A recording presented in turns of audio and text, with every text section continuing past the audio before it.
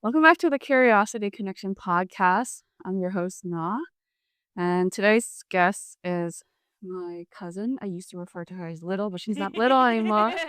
She's a 30-year-old woman. So we're celebrating her birthday by recording the experience of the world of cosplay.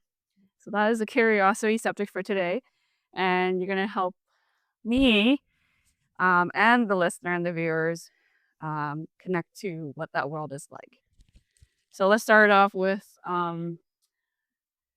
what age were you intrigued by it, or how did you fall into it? Was it something that you saw and then you're like, I have to do that, or someone recommended to you, you try to emphasize?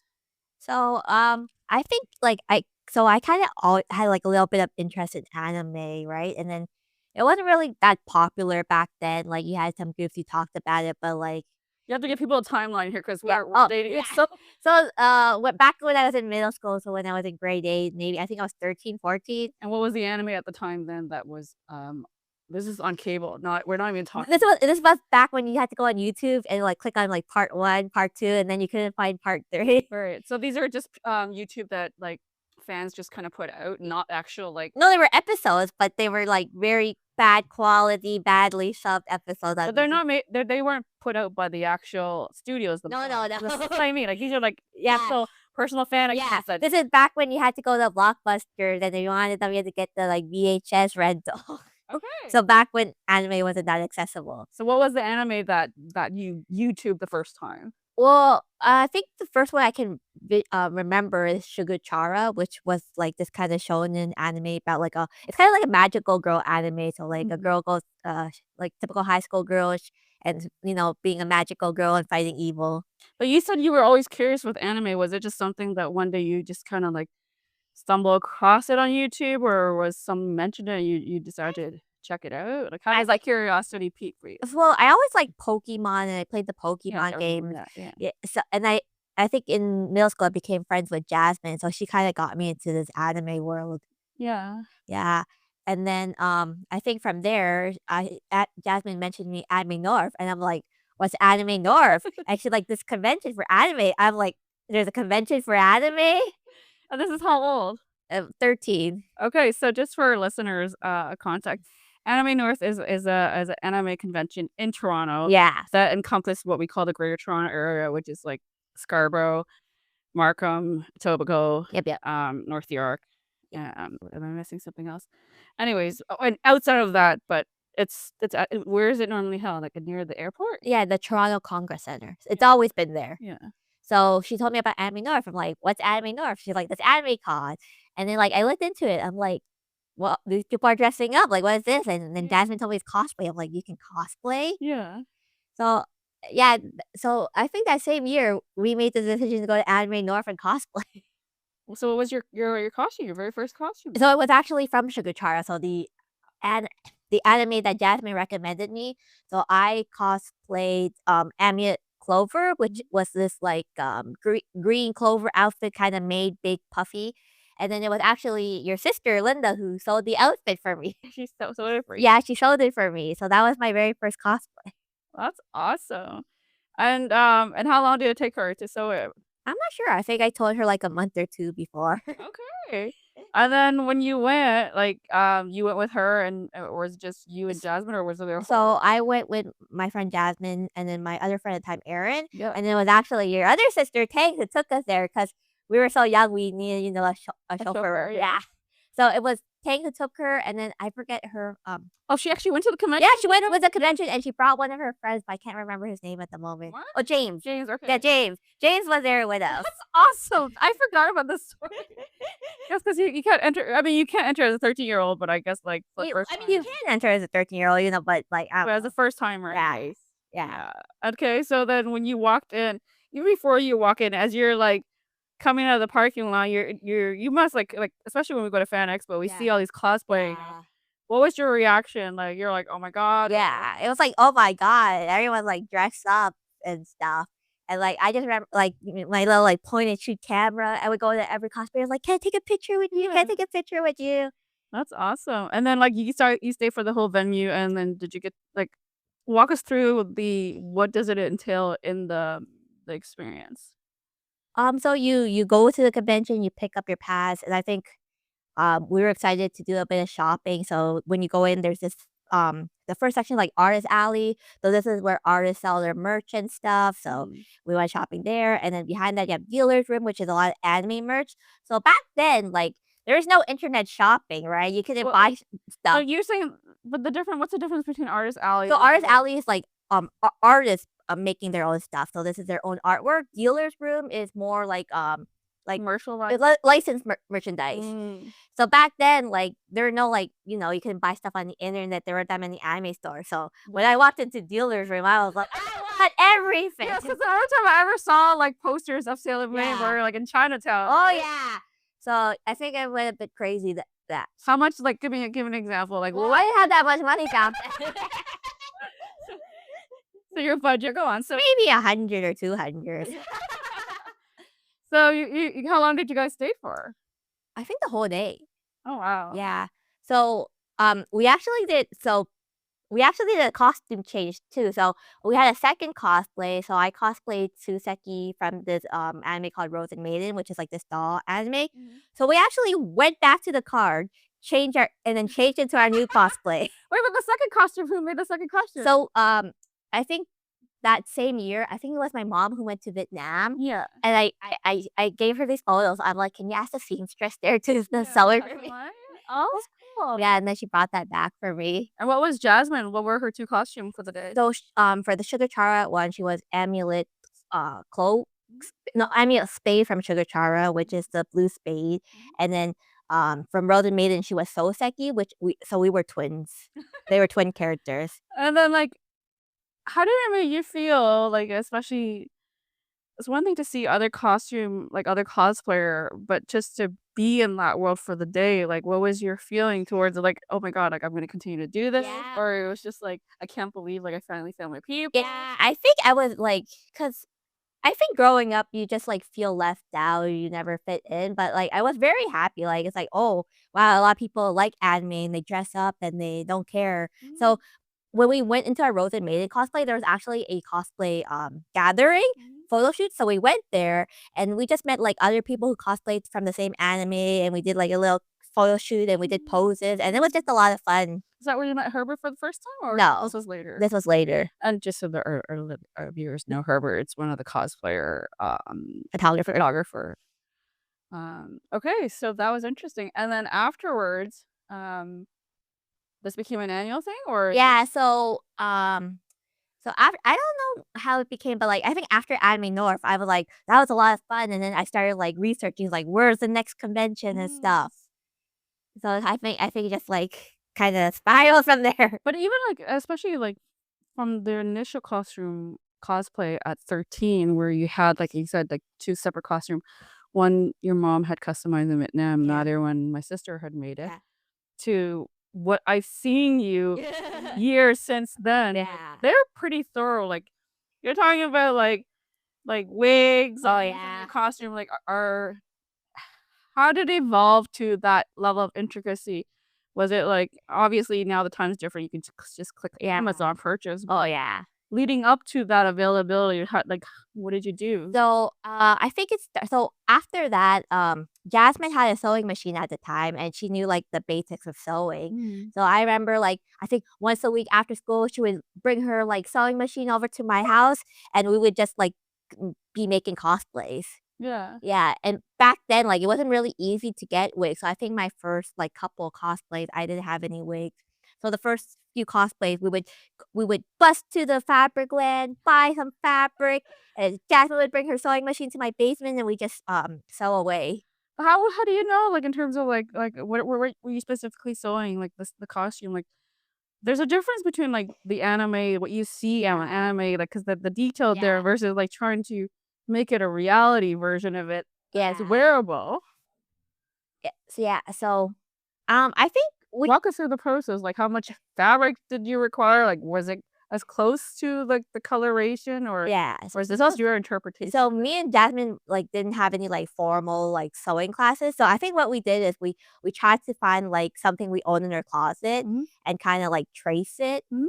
or you could like trace clothes you have or trace on the paper and then kind of alternate. It was kind of a lot of trial and error. It's like we trace something to start, we sew it, we look at it, good. If not good, fix it. And then from there, how did it expand to did it grow, like, the community from not just you and Jasmine? Because it seemed like from base the few times we've gone to Fan Expo together, you knew, like, a lot of the same people, right? That were showing up at Fan Expo, the cosplayers, like, the anime Oh, cosplayers. yeah. So I don't really know where it began. So, we started to go to more conventions. I would try to find any conventions around Toronto. Mhm. And then I think with the cosplay community, because it was so small and niche, a Mm. lot of people would host, like, these small events, like, cosplay picnics where people, like, would show up and dress up, and they would happen at, like, Center Island or, like, Mhm. High Park. Mhm, during the cherry blossom. Yeah, so these were, like, more informal, like, cosplay gatherings. So I think I just started to go to more events, and as I was going to more events, I just met a bunch more people. But through something like that, is that, like was that like you said, was that, like, a Google search, or was that more like word of mouth, or was that Facebook. So Facebook groups were big, and there was a lot of Facebook events, and and just were those free, or was yeah. it So the cosplay hangouts were free. Like everyone would just show up at Hyde Park in the mm. cosplay and just mingle. How did that feel? Because, like okay, so from this how would you identify yourself? Would you say you're an introvert, an extrovert? Very introvert. Like, I think growing up, like, I didn't really know what I liked. Like, I didn't have a hobby or anything, so I think I was just very lost in life, Mhm. but I would classify myself as an introvert. So how did being in the cosplay community, especially, like, finding a friend Yeah. like, it's different to have a friend who shares our interests, but then to expand to a like-minded community, because you have to really, go out of your comfort zone Oh, and yeah. really, like, engage. It's not just showing up in your cosplay costume, right? You know, I mean, some people do, and do they? They just kind of like, they're just physically present and Yeah. they observe, they don't Yeah. there's no obligation to Yeah. engage, but do other people come up and talk to you or, like, small talk? Like, how does that work? Like, how did you navigate that? I think people are very welcoming and come up to you. I think it helped that I had someone I knew like Jasmine to these events. I think it's very hard when you come alone, but I think I had Jasmine and then it's easier to make small talk with other people and other groups. Mm. But when they come up to you, is it more like, "Oh, I like your costume." Yeah. They knew it right away Yeah. what kind of Oh, costume it was? yeah, I think that's too, like, when you bond over anime, it's like, "Oh, you're from that show." It's like, Yeah. "Yeah, I love that show." It And was a good icebreaker. yeah. Yeah. And then, like, I think because, like you said, because it's a good icebreaker, you found a common theme to kinda talk about it. Oh, yeah. Was it just solely talking about the anime, or did it eventually branch out to, like, how did you get involved or no? No, probably just the love of the anime and the shows. Mm. Did it ever grow beyond that? Like, to aside from those gathering, did the community or your circle, like, did it expand to just be consistently, like, you and Jasmine and others? Or the only time you ever saw these people were at these gatherings? And so most times I just saw those people at gatherings.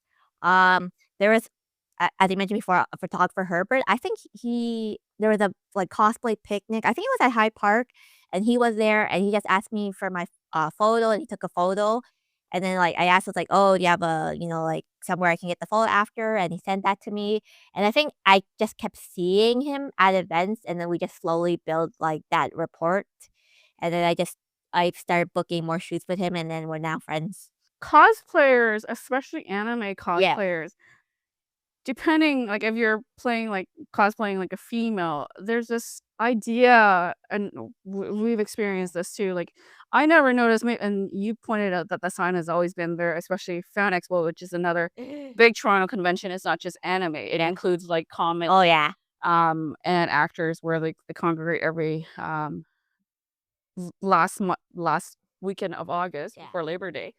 But there's signage across Oh, the yeah. venue that says, "Do not touch," just because they're in costume, Yeah. it doesn't give you the right to Yeah. touch.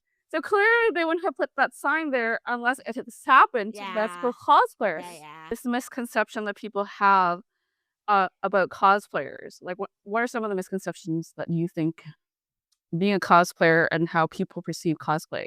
How do you feel when people are looking at you up and down, Oh, yeah. or they feel like they're entitled to, like, come near you and just I think undress you with yeah. their eyes, eh? I think I feel that with the public because before I used to always have to take public transit with my cosplay or even, like, now sometimes you're doing a like photo shoot at a public park, like there's a lot of times where people will stare at you, or they'll take a photo with you without asking. So Yeah. I don't know. It just feels like sometimes you're there for people's amusement. Like I would love to take a photo with someone they ask, but sometimes they're just taking a photo far away. Yes, and I think this is where like the privacy issue with digital camera now. Especially everybody has a smartphone that I Yeah. can just zoom in Oh without yeah. having to Yeah. approach you, right? I know because that's a few times I've gone with you to Fan Expo. I tried a costume so that as we're taking transit down, Yeah. you don't feel so awkward. Yeah. And then we always get stares. Yeah. By the time we hit like the convention center, it's just normalized. Everybody's in costume. Well, I think it has changed. I feel like cosplay is more mainstream now, especially like Fan Expo. Like every year, like the radio, the news is reporting about Fan Expo, and cosplay is more accessible now. Like it's so easy to go online and buy a cosplay. Yeah. So I think, like, I feel like more people know what cosplay is. But you're in terms of like how your cosplay has evolved, has it just only stayed in like remain solely anime based, or has it branched out outside of like other genres? I mostly still cosplay anime, but I do cosplay from games now, especially there's a lot of mobile games, so I do cosplay from those too. Give it. So, the big one's Genshin Impact. Okay, what is that about again? It's like an open world, adventure game, Mm. fantasy game. So the costumes are really nice from it. So what character are you from there? So I cosplayed, Klee from Genshin Impact. She's like this little girl, and she's like so energetic and happy, and she's causing destruction. And how do you go from like I've seen your costume where it's like because wearing a wig for Oh yeah. like especially like you're talking about like picnic at High Park. Yeah. Like, that's spring, but, like, Yeah. like, picnic at the island during Yeah. the heat of summer in cosplay Oh with yeah. a wig, you're Yeah. sweating. Yeah. Like, how did you maintain, like, how to, like, keep the wig on, and at what point did you get to a level of quality? Because there's different grades Yeah. in wig, like, Oh yeah. when did you decide to be like, "I'm gonna go to higher tier grade of wig to make my costumes Oh yeah. even more?" I think it's kinda like so, as I grew with the community, I had more opportunities to do photo shoots, and I think as I did more photo shoots, I just had um, b I had a bigger motivation just to, like, increase my, like, craftsmanship, right? I just wanted to get better each time. So with the wig, like, I think there's also, like, an adrenaline too when you're at the convention or doing a shoot. Like, Mhm. you'll notice until, like, like, driving home or you're at home, it's like, "Oh my god, this wig hurts," and you just rip it off. Yeah. I think at the con, like, it hurts, but you don't, like, pay too much attention to it. So, what it sounds like, or what I'm hearing, correct me if I'm wrong, is that it feels like you're literally in character. Yeah. And that segues to the next question is, do you think, especially maybe answering this from your own experience, does cosplaying allow you to experience an alter ego from your own personal identity? Or do you know other cosplayer if that is the case for them?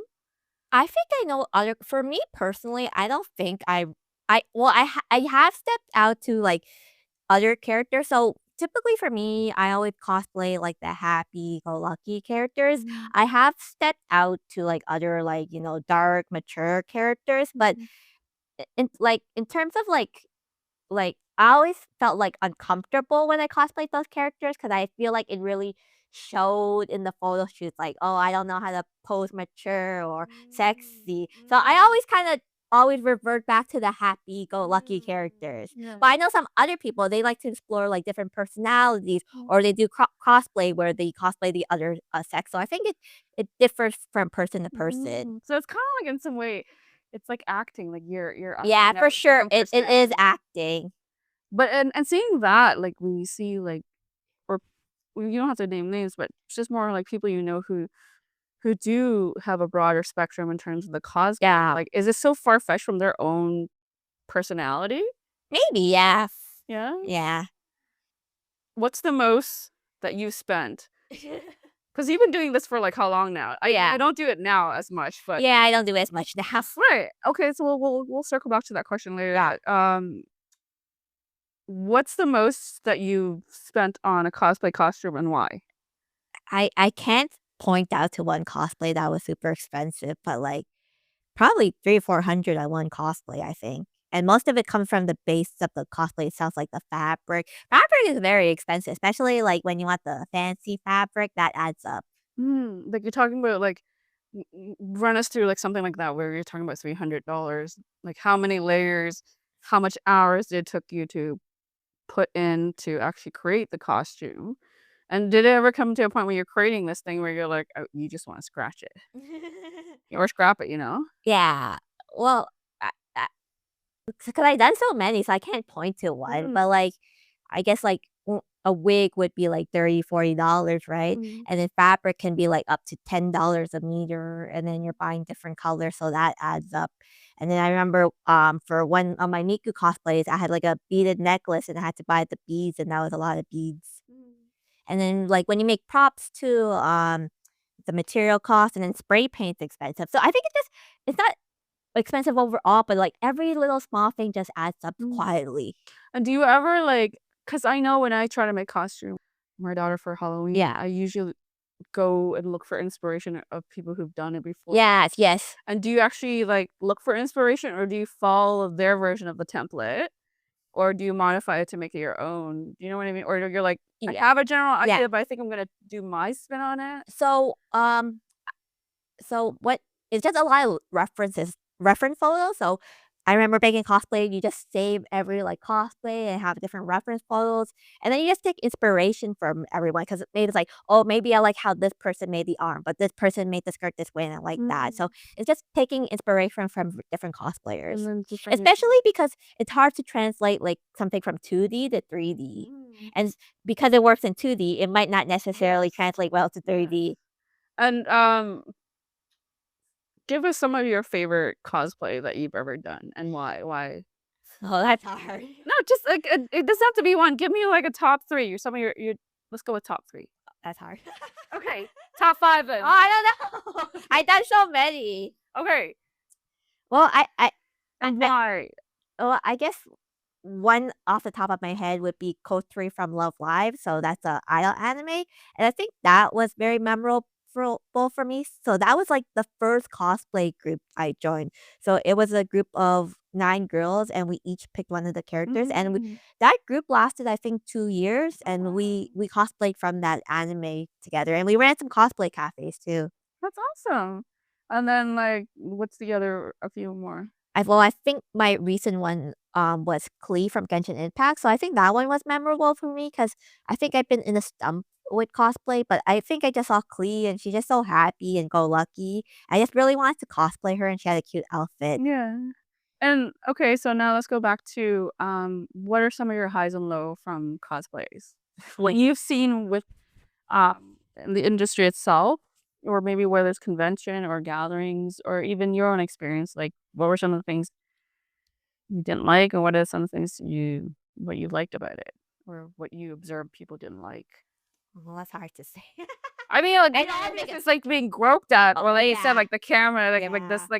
like you said, I don't mind taking a photo with you if you come and Yeah. ask me, but when you're taking photos without my consent with this Yeah. a Zoom, that's like Yeah, I luckily I haven't been grilled, but I have had people ask for photos and, like, kinda they put their arm around you without asking. very handsy. Yeah. Yeah, Yeah. proper consent. But that's what you've heard from your community, what their experiences, what they don't like, or I think how common one across the board. I think it's just how, like, cosplay has turned into, like, a popular kids club. So I think What do you mean by that? so I think recently how cosplay can be so mainstream now, right? So a lot of people's, anyone can it's great that anyone can do it, but I think a lot of, like, people who have the biggest followings are usually, like, conventionally attractive, I think, and then, like, photographers will only work with those people, so I think there's the and then it's kinda like a popular kids club now, which a lot of people feel like, the very community exclusive. yeah, the community's not, inclusive of everyone anymore. That's interesting. That and how long has this been going on, or more? Like you said now, but like when did you notice that it's I heading think that when, direction? like, social media became really popular and followers became more popular, and I think that's has weighed on everyone because I know there's a lot of people who do it for fun, but it's it's kinda, disheartening when you work when you put so many hours into your cosplays, and then you only get 10 likes, and then someone who just bought their cosplay because they're, conventionally attracted, they get 10,000 likes. So I know some of my friends, like, some mutuals who spend so many hours on it, and they don't get that many likes, so they kinda go into this, like, negative cycle. Oh, that's horrible. But I can see that, like, but when you talk about social media, like, which, because Facebook was probably the first of social media, and yeah, well, YouTube, and Yeah. then Facebook. Um, at what point, which social media specifically, where you noticed that I became think Instagram, because Instagram's all about, like, those photos and reels. very curated? Yeah. And TikTok, I would say more so since COVID, Yeah. right? Because it was originally just for dance, but now developed into its own world. Yes. Your own experience and also people you know, Yeah. like, let's go back to, like, how do they navigate it when it's disheartening, especially when they've been doing it for so long? When you're in it, you start off with this curiosity to Yeah. explore this world, and it brought you so much joy. Yeah. You're growing this community, especially as an introvert. Yeah. Would you say most of the people in the cosplay, especially the ones you've met, are they more introverted like Yeah. you? And that's allowed them to kind of form this connection now, Yeah. like mine, an introvert. But when it's evolved to like where it's so reliant on likes, Yeah. you experience something like a dishearten. How do they navigate that? Like, or have you ever experienced it? And how do you navigate it? I know some people navigate it by, like, like, taking a break from social media, not looking at the numbers. I know some people just stop cosplay overall, For how or long? I don't maybe a couple years, A maybe couple forever. years. Oh wow. And then I know some people, they just need, like, the right group or the right cosplay to, like, just, like, remind them why they like it. So, cosplaying with your friends in that show you really like, and they're like, "This is why I like cosplay." So what? But it's a bit different for everyone. Yeah. So what I'm hearing, like, but for you, like, did you ever experience that? Like, where, and if you did, how did you get out of it? What brought you out of the funk? I don't think I really ever got a funk, so I think it was, like, I was on a high, I was doing so many cosplays, and then at a point, I was like I think I just got busy and it just, like, it wasn't as fun anymore, so I think I just cut back on how many cosplays I did. So I don't think, like, it was a big problem. I think I just took a step back, Right. which I think happens with hobbies, like, you go highs and lows. Sometimes you do a lot of it, sometimes you do a bit. So I think I just taken a step back from cosplay. But see, there was that awareness there, or was that a self awareness, or was it because like you would check in with your friend Jasmine or even the community that said, "You look, I don't think and they help you unpack that," or was this just you came to your own awareness about that experience? I think I just became aware of it. I think there was a point too where, like, every time a new show would come out, everyone would rush to cosplay it to get, like, photos and stuff. And I think I was, like, following that hype, and I was, like, cosplaying so much, and I think it just got tiring. And there's also a thing of cosplay is very expensive. So Yes. as I grew up, I'm like, wow, I spent all this money on cosplay, and, like, es especially with popular anime, once you miss that hype, it's very hard to sell or get rid of cosplays. So I think I just, like, I realized, like, wow, I'm spending a lot of money on this, but, like, do I need to? But you were saying that, like, okay, when you're talking about the hype, because everybody's chasing the hype Yeah. or Yeah. for likes and whatnot. What is, especially when you were doing like the cosplay picnics at High Park or even Center Island, what would you say like the ballpark, like at your time, you started off at 13, but by then, like, what was the average age in the community that you were encountering? Mm, that's hard to say, like, at different points, but What's the oldest and what's the youngest in terms of age range group that you've observed in the community? I think cosplay is all ages. But What I it like, is but now, what it is though. now, though, I think it's a lot of younger people, especially how accessible cosplay is, a lot of younger people. But like before the age of like Instagram, when it was like you said through Facebook setup group, what was the average age that you noticed and when you showed up to these things? I maybe 20 to 30, I would say. And then like There was always I feel like there's, like, 2 classes of people. There are, like, older people, 30 people with jobs, and then, younger people at university. next question, because like 13, as you're going through high school, Yeah. especially other friends who are like you, Yeah. uh, one, like you said, cosplay is very expensive. So Yeah. how do you afford it, right? Because Yeah. to maintain that life, and especially like you said, you're chasing the thrill of making as many colors, Yeah. but that comes at a high Yeah. cost, right? How did you manage that? Like, do you set yourself aside? I'm like, okay, this is the popular, anime. I think ballpark, like you said, the most is gonna be 300. Yeah. Is this like one costume a year, 300? Are we talking about 2 to 3 costumes? And especially when you weren't Yeah. working, right? Yeah. And then how did the cost shift from, like, when you were getting allowance to, like, I start working part-time, now I'm Yeah. gonna put in more into the costume with my Yeah. own earned money, like, how much in terms of scale of cost So I think shifted? when my cosplay started ramping up is when I joined that Love Live group, Mhm. and we cosplayed so many sets from Love Live. And I think at the time I just started university, so I think I was using my own SAP money to find cosplay. Look, obviously, this is another side note because everybody's protesting, our current Ontario government's decision to get rid of, student support, financial assistance. But what we do with that money is none of his business, okay? Because as a university student, it's a different world when you're in university. Oh, Of yeah. course, you're gonna use that financial aid money, not just for school, Yeah. but for your own personal interest. But that was the first year of university because after that, I did get a job at the grocery store. So once I got the job, I went to my first convention outside Ontario, which was Otakuthon in Montreal. Oh, wow. Yeah. Yeah, so outside of Ontario, the one in Montreal, was that just the one time, or was that So I think I went to Otakuthon at least 3 or 4 times, I would say. and you went with Jasmine, or do you went Uh, so, um, by then Jasmine had stopped cosplaying, and I had another cosplay friend, and her name was Sunny, and I met her in, summer school, and we were both into cosplay, so I started cosplaying with Sunny more at this point. and how would you rate, like, the Montreal cosplay? Because this was we're not talking about, like, Montreal Fan Expo, right? Because No, it's like an anime it was con. an anime con Yeah. versus, like, what you've been to, which is Anime North, like, what was there a major difference, or So the venue at Montreal is very nice, I feel like a lot of people bring a certain cosplay to cosplay in Montreal because they have the old city buildings and these nice fountains. So it kinda resemble a lot of yeah, so I think when people go to Montreal, they go with a certain cosplay that matches the theme because it's a beautiful place to do photo shoots. Yes, Old Montreal has a very, European, Yeah. just for listeners' reference, very cobblestone and, old architecture, French, um, colonialism architecture.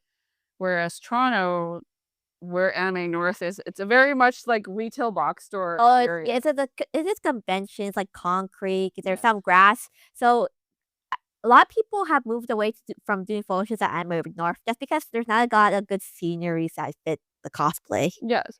But even let's go back to when you were,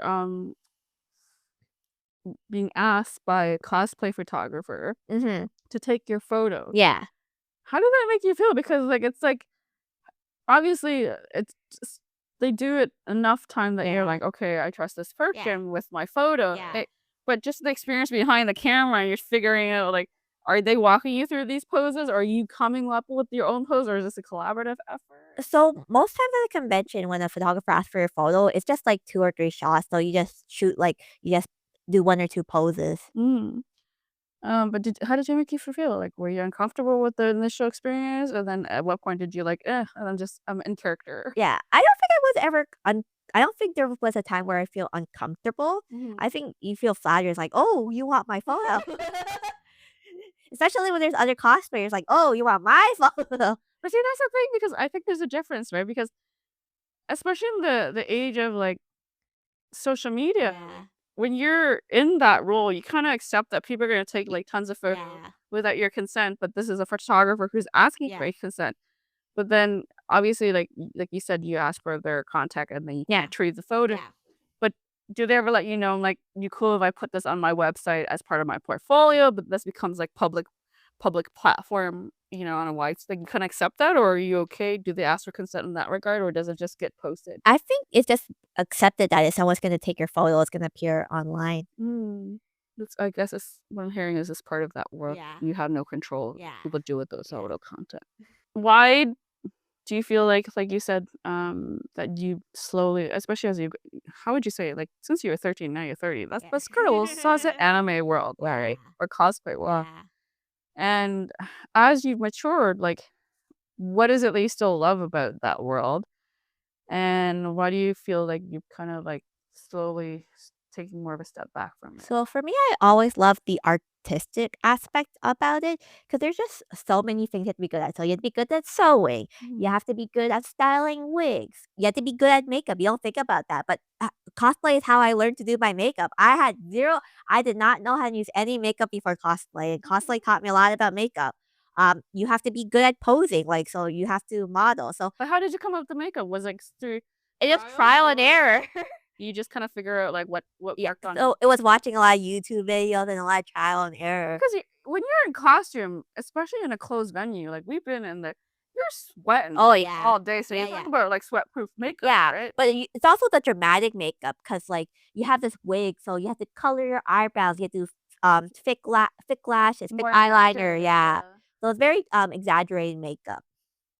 And then the other thing with, like, posing. So, like, before cosplay, I was never really comfortable on being on camera. I was always that kid when a friend would have their phone out, I would hide because I didn't like photos of me being taken. So I think just being in front of the camera more and slowly Desensitized, posing yeah. made me more comfortable in front of the camera. Yeah, so it desensitized. So then, like, putting that all together, doing a photo shoot and getting those photos back, I think that's what, like, made me come back. It's just the artistic aspect and seeing all your hard work at the end of the day. But even like myself, like I learned basic sewing in like grade 7 and 8, okay? Because that's just so our listener knows. Once upon a time ago, our school funding included what we call basic home economic and include cooking class, welding class, and sewing class. And so I knew how to sew like the basic foundation, like so I can alter my pants. But that level of caliber is either like, you either use a pattern Yeah. or like what I'm hearing from your story is like taking like any piece of item in your closet Yep. that matches it and tracing it. Yep. So way you're coming with your own innovation. But even as you're navigating creating these costumes, did it ever get to a point where like you're sewing and it's not turning out and you're just like you just want to walk away and be like, what was I thinking? Because there's time when I would start a sewing project, Yeah. I'm way over my head. Or just give an example. Me and my daughter trying to bake cookies, Oh, and yeah. we're trying to follow the recipe, and we can't, and I'm rage quitting. Like, Yeah. how do you like? How did you navigate that? Like, So a lot of people cosplayers go through this. It's called cosplay crunch, and it's like the week before the convention when you realize you haven't sold your cosplay, and now like I gotta sell a cosplay. So I think me too. I was like a perfectionist, so I thought it was working. I was like, oh, I'm not happy with this. Oh, it's not coming out of the way.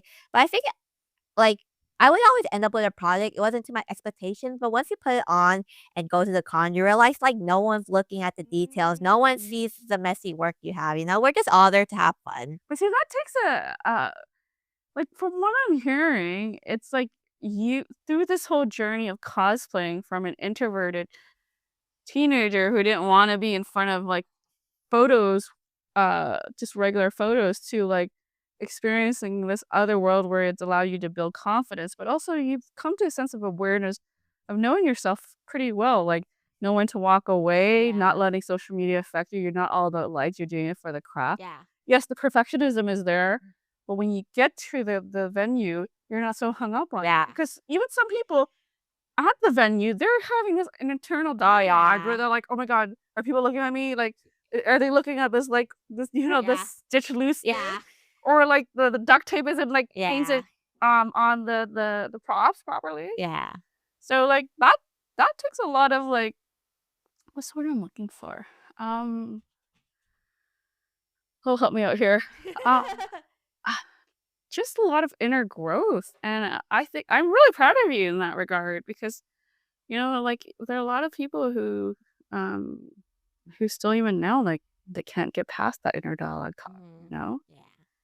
And to come out on your own, that says a lot, right? And how much confidence and yeah, I've seen you when you were like this little kid into like what cosplay has allowed you, and even to now, even after the fact.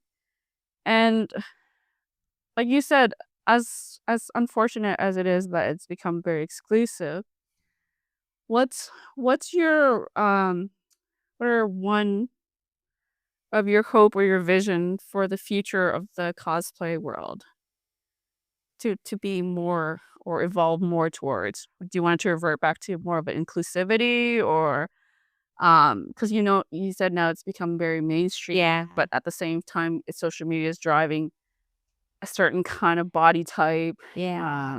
rather than the authenticity of Yeah. the creator's artistic. I think I would just like to see it go, which I seen with a couple people, just go back to like everyone's cosplaying what they like instead of chasing what's popular. So I think right now a lot of people are in this nostalgia. So I have seen people go back to my more like old school animes and stuff. Like a renaissance, so return to authenticity. I like that. And I guess maybe everybody in their own way, they have to go through that experience of like, oh, I want to go with the masses, Yeah. or do I return back to what brought me into it? Yeah. Right? And do you ever see people who like you said, like the most some of your friends have taken a step back for at least 2 years, like Yeah. the ones who quit permanently? I think it's with the ones who quit permanently was cosplay is expensive. I think they just put their money elsewhere or just like a part of their life and they just want to move on. I think for me, why I have taken a step back is just it is a big cost, and I'm just learning to prioritize more. Mhm. And instead of cosplaying like what everyone else or going on the hype of this new anime we gotta cosplay, Mhm. I'm being more choosy what I cosplay. I'm thinking like who I'm cosplaying and why I want to cosplay. So I'm being more selective. Intentional, Yeah. You were saying that like when it's at the hype, usually the hype lasts for how long? Because you mentioned that in that during that period, you can resell your costume because it is Yeah. expensive, right? So with anime, the hype is usually when the anime is airing, so that would be like 4 months, Mm. and then once the anime is done, everyone has moved on to the next anime season. So, but in that case, when there's like a whole market of people selling Yeah. that same costume, what if you're trying to sell it? Do you always sell every costume? No, that I still have a lot of cosplays at home, so I have been able to sell some, but some are harder to sell. Mhm. That's interesting. Well, aside from the cost side, our final question is, what are some you or if life wasn't as busy that you would definitely, in a heartbeat, go into cosplay, like costume wise, in your top three? Oh, so the one cosplay that has been on my bucket list is Celica from Fire Emblem. Mm. So she's like a princess and she has a sword, has a nice cape. So uh, this has always been on my this is like my top cosplay I want to do. So I had a friend model the sword and it's 3D printed at my home, but I just haven't made the cosplay because it's a very complicated cosplay and a Mm. lot of patterning. So I just haven't had the time to sit down and actually make it, but it is on my list. Mhm. And because it's from a game, it's not a cosplay that's, like, easily made, I can buy online, I have to make it. Mhm. So that has been on my bucket list for a long time. Okay. Well, that's good to know. And do games have like the same lifespan as one anime is on air? Like as you said, well, the anime is on air is like for 4 months. Yeah. Because Games I find it last a bit longer because they do have a hype period, but I feel like they're kinda classics and they stay around longer. And then for some games, like, for example, Fire Emblem, it's not a cosplay you can buy because there's a lot of armors and props. So usually, those ones, they even, like, professional cosplayers, those ones can take up to a year for them to make. wow, that's wow, that's another topic Yeah. for another time. Amy, thank you for your time. Thank you for having me here. Audience, if you're interested in exploring the cosplay world, I highly encourage. I've tried it once. We went to Fan Expo as a minion. I was Evil Alice. It's fun getting costuming up and go with a bunch of people. That way you don't feel less awkward. And yeah, thanks for staying curious and staying connected. Until next time.